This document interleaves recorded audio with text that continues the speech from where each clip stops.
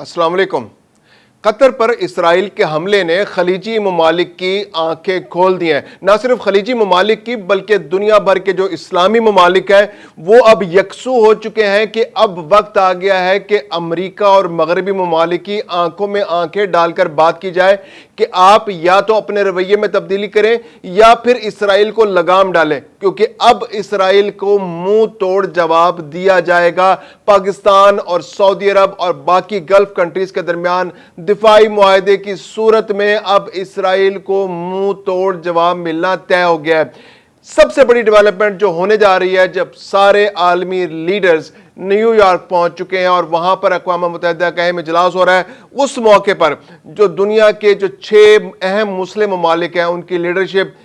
Donald Trump से मिलने जा रही है और वजीर आजम शहबाज शरीफ भी उनके साथ होंगे। सऊदी अरब, कतर, तुर्की, मुत्तहिदा अरब अमारात, इंडोनेशिया और मिस्र के रहनुमा डोनाल्ड ट्रंप से मुलाकात करेंगे और वजीर आजम शहबाज शरीफ भी इस मुलाकात में उनके साथ होंगे। ये अहम तरीन ममालिक है मुसलमानों के और इन्होंने तय कर लिया है कि अब बताना होगा कि मुस्लिम दुनिया मौजूद है। कतर में जो इस्लामी सरबराह कॉन्फ्रेंस हुई उसके अंदर भी पाकिस्तान ने बड़ा क्लियर मैसेज दिया आलमी बरादरी को और मुस्लिम उम्मा को कि भाई अब ज़बानी जमा खर्च छोड़ दें, अब तकरीरें छोड़ दें, तकरीरों से कुछ नहीं होना, तकरीरें करारदादें आप जितनी मर्जी पेश कर लें, इसराइल और अमेरिका ने अपना काम करते चले जाना है और आपसे पूछना भी नहीं है। आप जितना उनकी दोस्ती का दम भरेंगे वो उतना आपको डंग मारेंगे। जो कतर के साथ हुआ, जो सऊदी अरब के साथ हुआ, जो बाकी खलीजी ममालिक को सामने नजर आ रहा है, ईरान का हाल तो सबके सामने है। तो एक एक करके मुस्लिम मुल्कों की बारी आ रही है और ऐसे में अगर मुस्लिम मुल्क इकट्ठा नहीं होते,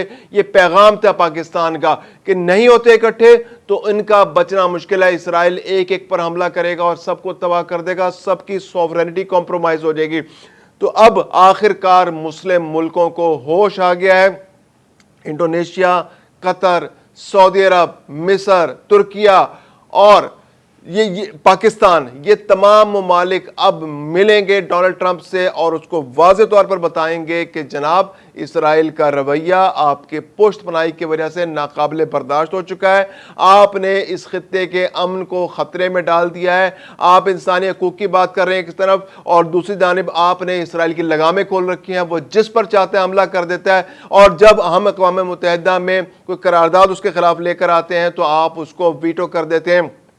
पाकिस्तान ने तो बड़ा क्लियर कहा था कि जो कसीरल जहती सियासत है ये अब नाकाम हो चुकी है। ये अक़वाम मुत्तहिदा और ये सारी मुस्लिम जो दुनिया भर की क़ुव्वतें और ममालिक बैठ के आपस में फैसले करते हैं और अमन कायम करने की कोशिश करते हैं, ये अपनी अफादियत खो चुके हैं। अक़वाम मुत्तहिदा बतौर अदारा अपनी अफादियत खो चुका है। सलामती कौंसिल अपनी अफादियत खो चुकी है, क्योंकि सलामती कौंसिल की तो प्राइम रिस्पॉन्सिबिलिटी ये थी कि दुनिया के किसी मुल्क में अगर जंग हो तो उसको फौरी तौर पर रुकवाया जाए। लेकिन यहाँ सलामती कौंसिल जहाँ पर 5 अरकान को वीटो का आकाश है, वहाँ अमेरिका बैठ के सलामती कौंसिल को मैनेज कर रहा है और इसराइल को उसने हक दे रखा है कि वह दुनिया भर के जिस मुस्लिम मुल्क पे चाहे हमला कर दे, उसको कोई मैली आंख से भी नहीं देख सकता। दूसरी जानिब एक बहुत बड़ी डेवलपमेंट जो है दुनिया में होने जा रही है वो ये है कि 2 रियासती जो फार्मूला है उस पर बहुत तेजी से अमल हो रहा है और दुनिया के बड़े बड़े मुल्क जो हैं वो अब जौक दर जौक जो है फ़लस्तीन को तस्लीम कर रहे हैं। बरतानिया, कनाडा और इसके अलावा ऑस्ट्रेलिया ने एक ही दिन में तीनों बड़े ममालिक ने फ़लस्तीन को तस्लीम कर लिया। फ्रांस भी तवक्को की जा रही है कि अक़वाम मुत्तहिदा को जो इजलास है उसमें फ़लस्तीन को तस्लीम कर लेगा और ऐन मुमकिन है कि आने वाले दिनों में यह तादाद बढ़कर 150 हो जाए। यानी कि दुनिया के 150 ममालिक जो हैं वो 2 रियासती फार्मूले को तस्लीम कर रहे हैं और अक़वाम मुत्तहिदा में तकरीबन 200 अरकान में से 150 अगर कर रहे हैं और वो अमन चाहते हैं, इसके बावजूद भी अमन नहीं हो रहा, तो फिर अक़वाम मुत्तहिदा की कोई अफादियत नहीं है, कोई इसकी कोई फ्यूचर नहीं है और बिला वजह का इन्हिसार ये वक्त बर्बाद करने की ज़रूरत बात है। और हल एक ही है जो मुस्लिम मुल्कों को अब समझ आना शुरू हो गया है कि एक हो जाएं, इकट्ठे हो जाएं, तमाम अपने इख्तलाफात को बुला दें। सऊदी अरब ईरान में जो इख्तलाफात हैं बुला दें, तुर्किया और सऊदी अरब में कोई इख्तलाफात हैं तो बुला दें, मिस्र और बाकी ममालिक में अगर कोई इख्तलाफात हैं तो बुला दें, इकट्ठे हो जाएं, सिर्फ एक नुक्ते पर इकट्ठे हो जाएं, अपनी सालमियत की उस पर इकट्ठे हो जाएं। और ये मैसेज बहुत क्लियर पाकिस्तान की जानिब से जो दिया गया था वो अब उनको समझ आने लग गया है। अब वो सब इकट्ठे हो रहे हैं और आलमी बरादरी को बड़ा क्लियर मैसेज देना चाह रहे हैं। अब जो हम दोबारा से बात करते हैं कि जो आलमी बरादरी जो अचानक उनकी دلوں میں محبت جاگزیر ہو گئی ہے, وہ محبت ہو گئی ہے, ایک دم انسانی حقوق ان کو جاگ گئے ہیں. تو آخر ایسی کیا وجوہات ہیں کہ جس کی بنیاد پر وہ اچانک تسلیم کرنے لگے ہیں, جوک در جوک تسلیم کرنے لگے ہیں؟ یہ کام تو آج سے 70 سال پہلے ہونا چاہیے تھا, 50 سال پہلے ہونا چاہیے تھا, یا کم از کم 2 سال پہلے ہونا چاہیے تھا, کہ جب غزہ پر اسرائیل نے حملہ کیا تھا تو اس کا ہاتھ روکتے. اس کو وہاں پہ جو 65,000 سے زائد جو ہے فلسطینی اب تک شہید ہو چکے ہیں, 6 لاکھ سے زائد فلسطینی محصور ہیں وہاں پر, ملینز کی تعداد میں جو ہے بے گھر ہو چکے ہیں غزہ میں. صرف غزہ جو صرف چند کلومیٹر کی ایک پٹی ہے, غزہ کی پٹی, وہاں پر اس طرح بڑا انسانی المیہ جنم لے چکا ہے اور پروان چڑھ رہا ہے, اور ہر گزرتے دن کے ساتھ اس میں اضافہ ہو رہا ہے. اب جو یہ ممالک جو آسٹریلیا, یو کے اور کینیڈا نے جو تسلیم کیا ہے, آسٹریلیا جو خاص طور پہ جو انگلینڈ اس میں سب سے امپورٹنٹ ملک ہے, تو وہ اپنی ان کی ہٹ دھرمی اب بھی برقرار ہے. وہ کہتے ہیں جی ہم اس کو تسلیم تو کر رہے ہیں, لیکن حماس کے لیے ہمارے دل میں کوئی رحم نہیں ہے, ہم نہیں اس کو, وہ تو ہم تو اس کو ایک سفاک دشمن سمجھتے ہیں, اور جب تک حماس موجود ہے تو یہاں امن قائم ہی نہیں ہو سکتا. ہم نے تو یہاں پر جنگ بندی کی بات کی, ہم نے تو امداد کی بات کی ہے, اور یہ 2 ریاستی عمل, اگر آپ سوچ رہے ہیں کہ ہم جو 2 ریاستی فارمولے پر بات کر رہے ہیں, ہم فلسطین کو تسلیم کر رہے ہیں, تو آپ اگر یہ سمجھ رہے ہیں کہ یہاں پر امن بہت جلدی قائم ہو جائے گا, یہاں پر یہ حالات ٹھیک ہو جائیں گے, یا یہاں پر جیسے پہلے حالات تھے ویسے ہو جائیں گے, تو برطانیہ جو یہ بات کر رہا ہے کہ وہ اس 2 فلسطینی 2 ریاستی جو فارمولہ ہے اس کو تسلیم تو کر رہے ہیں, لیکن حماس کے لیے اس کے دل میں کوئی رحم نہیں ہے. تو اس کا مطلب بالکل واضح ہے کہ جو عالمی قوتیں اب تسلیم کرنے جا رہی ہیں, یورپ جو تسلیم کر رہا ہے, کہ غزہ کا وہ مستقبل نہیں دیکھ رہے. غزہ کے معاملے میں جو وہاں پر اسرائیل اپنی کارروائیاں کر چکا ہے اس کو وہ انڈورس کر رہے ہیں, اور غزہ کی جو تباہی ہے, اس کی جو تعمیر نو ہے, اس میں ان کا کوئی انٹرسٹ نہیں ہے. وہ غزہ میں فلسطینیوں کو بسانے میں کوئی انٹرسٹڈ نہیں ہے. وہ چاہتے ہیں کہ جو امریکی فارمولہ ہے کہ غزہ کے حوالے سے کہ اس کو ایک انٹرنیشنل ایک ریجن بنا دیا جائے, جہاں ٹورزم ہو, جہاں پر ریئل اسٹیٹ کا کام ہو, جہاں پر لوگ آئیں گھومیں پھریں, اور مطلب جہاں پر فلسطینی نہ ہو, فلسطینیوں کے علاوہ جو بھی ہو, اور خرچہ بھی کس سے کرایا جائے, مسلمان ملکوں سے کرایا جائے اس کی تعمیر نو پر, اس کو دوبارہ سے ری بلڈ کرنے کے لیے, اور فلسطینیوں کا انخلاء. تو اس کا مطلب ہے کہ جو 2 ریاستی فارمولہ ہے اس میں غزہ تو مائنس ہے, اس کے اندر مغربی کنارہ. اب مغربی کنارہ جو ہے بظاہر ایک خاصا بڑا علاقہ ہے جو غزہ سے کافی بڑا ہے, اور نقشے پہ اگر دیکھا جائے تو اردن سے اس کا پورا بارڈر ملتا ہے, لیکن اس میں بھی بدقسمتی دیکھیے کہ جو وہ علاقہ ہے وہ 3 حصوں میں ڈیوائیڈڈ ہے. پہلا حصہ وہ ہے جس پر فلسطین کا کنٹرول ہے, ٹوٹل کنٹرول ہے, یعنی غزہ کا جو مغربی کنارہ فلسطین کا ہے اس کے صرف 18% علاقے پر فلسطین کا کنٹرول ہے, یعنی وہاں پر فلسطینی موجود ہیں, اور جو فلسطینی ایڈمنسٹریشن ہے, یعنی محمود عباس صاحب جو ایک بیچارے کٹ پتلی سے وہاں پر ایک صدر ہیں, وہ ایک انتظامیہ ان کے انڈر چلتی ہے جس کو دنیا فنڈنگ کرتی ہے, اور وہ وہاں پر کوئی معاملات چلاتے ہیں, تو 18% کے وہ صدر ہیں. اس کے علاوہ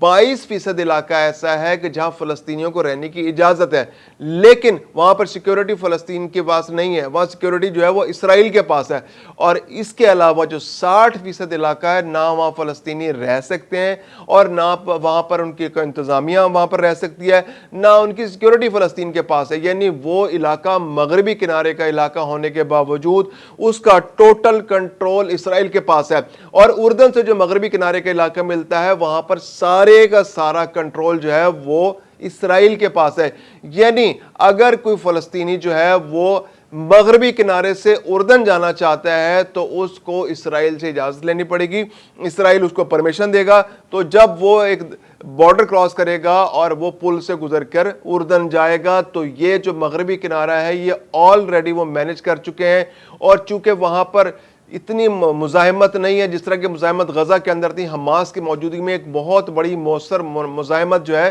اسرائیل کو فیس کرنی پڑ رہی تھی, تو یہاں پر وہ مزاحمت نہیں ہے. اب یہ امن کے نام پر اس علاقے کو مینج کرنا چاہ رہے ہیں. 60% علاقہ تو اسرائیل کے پاس مکمل طور پر موجود ہے, 22% علاقے میں اسرائیل کی فوجیں موجود ہے, اس کا کنٹرول ان کے پاس موجود ہے, وہ سارے کا سارا کنٹرول سنبھالے میں ہے, اور وہاں پر صرف فلسطینیوں کو رہنے کی اجازت ہے, کنٹرول ان کے پاس نہیں ہے. جو وہاں کی جو انتظامیہ ہے وہ فلسطینی نہیں ہے, انتظامیہ بھی اسرائیلی ہے, اور صرف 18% علاقہ ہے جو فلسطینیوں کے پاس ہے. تو امن کے نام پر یہ 18% علاقہ بھی فلسطینیوں سے چھیننے کی سازش ہو رہی ہے. اور اس سازش میں امریکہ کے ساتھ باقی برطانیہ بھی شامل ہو گیا ہے، کینیڈا بھی شامل ہو گیا ہے، آسٹریلیا بھی شامل ہو گیا ہے، فرانس بھی شامل ہو گیا ہے، کیونکہ اس جنگ سے کافی نقصان ہو چکا ہے۔ پھر دنیا بھر میں ان ملکوں کے جو ویسے انسانی حقوق کے بڑے علمبردار بنتے ہیں، ان کا امیج جو ہے خراب ہوتا ہے دنیا بھر میں۔ اب ان ملکوں کے اندر بھی آخر وہاں بھی تو سین لوگ رہتے ہیں نا، وہاں سارے جنگی جنونی تو نہیں رہتے، وہاں پر بھی جو انسانیت کو قتل عام کرنے والے لوگ تو نہیں رہتے، عام شہری تو اچھے لوگ ہوتے ہیں۔ تو برطانیہ میں، یورپ میں، ہالینڈ میں، دنیا کے کسی بھی ملک میں اگر آپ دیکھیں تو جو جینوسائیڈ غزہ کے اندر ہو رہا ہے اس کے خلاف بہت بڑے بڑے مظاہرے ہو رہے ہیں۔ لندن میں ٹیمز کے اوپر لاکھوں لوگوں نے شرکت کی، آسٹریلیا کے اندر بہت بڑے بڑے مظاہرے ہوئے، باقی یورپ کے ملکوں کے اندر بہت بڑے بڑے مظاہرے ہوئے جس میں لاکھوں لوگوں نے شرکت کی ہے۔ تو ایک پولیٹیکل دباؤ جو ہے ان حکومتوں کے اوپر ہے، لیکن یہ حکومتیں اپنی ہٹ دھرمی سے باز نہیں آ رہی۔ یہ امریکہ کے ساتھ مل کر اسرائیل کی ٹوٹل پشت پناہی کر رہی ہیں، اور یہ اسرائیل کو انہوں نے پورا لائسنس دے رکھا ہے کہ یہ ان علاقوں کے اندر جائے، قتل عام کرے۔ اور اب یہ ایک وے آؤٹ دینے کے مترادف اسرائیل کو کہ یہ اس طرح سے فلسطین کی دو ریاستی فارمولہ ہے اس کو تسلیم کریں گے۔ اب یہ ممالک جو ہیں یہ انسانی حقوق کے علمبردار بن رہے ہیں،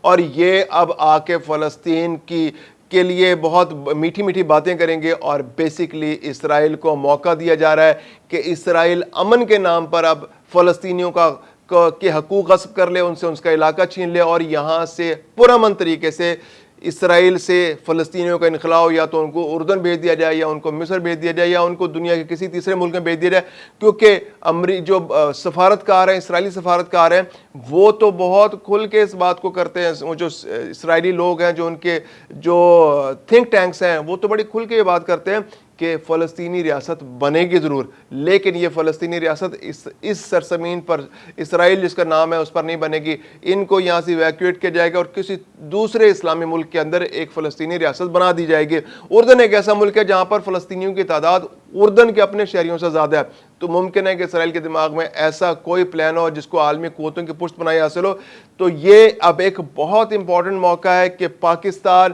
اور باقی جو 6 اسلامی ممالک ہیں، سعودی عرب ہے، ترکیہ ہے، انڈونیشیا ہے، مصر ہے، متحدہ عرب امارات ہے اور قطر ہے، یہ اکٹھے ہوں، ڈونلڈ ٹرمپ کی آنکھوں میں آنکھیں ڈالیں، بات کریں اور اس کو کلیئر میسج دیں کہ جناب ہم یہ مزید برداشت نہیں کریں گے۔ اب کسی بھی قسم کا حملہ باقی ان سب ممالک پر حملہ تصور ہوگا اور اس کا بھرپور جواب دیا جائے گا، اور یہ اب برداشت نہیں کیا جائے گا۔ اور یہ ایک لاجیکل جواب ہے، کیونکہ اسرائیل جو ہے جس طرح سے انکروچمنٹ کر رہا ہے، جس طرح سے وہ باقی ملکوں میں ایک گریٹر اسرائیل بنانے کے لیے دھڑلے سے بات کر رہا ہے، اور دنیا کا کوئی ملک اس کو نہیں روک رہا، تو اب روکنے کی ذمہ داری جو ہے مسلم ملکوں کو خود اٹھانی پڑے گی، کیونکہ امریکہ نے ان علاقوں میں فوجی اڈے بنائے ہیں، اور یہ فوجی اڈے جو ہیں اسرائیل کو سیف گارڈ کرنے کے لیے کہ جب اسرائیل حملہ کرتا ہے تو یہ ہاتھ پاؤں باندھ دیتے ہیں مسلمان ملکوں کے، اور اسرائیل وہاں پر مؤثر حملہ کر کے چلا جاتا ہے۔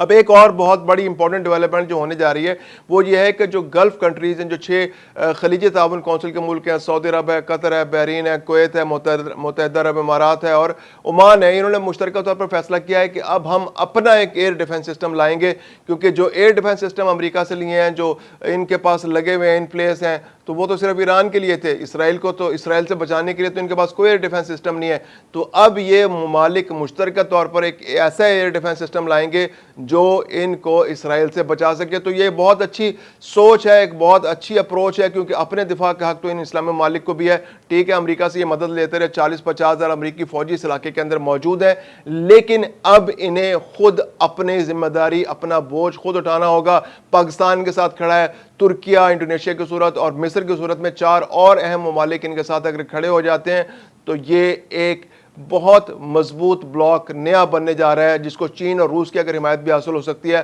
تو خطے میں طاقت کا توازن قائم ہو سکتا ہے۔